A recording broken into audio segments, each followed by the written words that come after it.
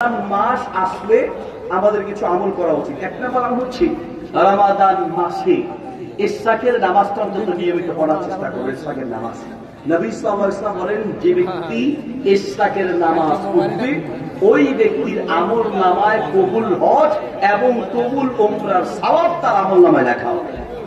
কবুল হজ কবুল উমরার সওয়াব আমল নামায় লেখা হবে ওই ব্যক্তি যে ব্যক্তি ইশরাকের নামাজ পড়বে। ইশরাকের নামাজ পড়লে সবাই কিন্তু ইশরাকের নামাজের সমান সওয়াব পাও। এই হজ উমরার সওয়াব, হজ উমরা করলেই হজ উমরার সওয়াব সবাই পাবে না। হজ উমরার সওয়াব যদি পেতে হয় তাহলে আপনাকে হজ উমরা করার সময় অবশ্যই আপনাকে ইখলাসের সাথে আমলগুলো করতে হবে। আপনি শুধু ইশরাকের নামাজের মাধ্যমে হজ উমরার সওয়াব পাবেন। ইশরাকের নামাজ কখন করতে হয়?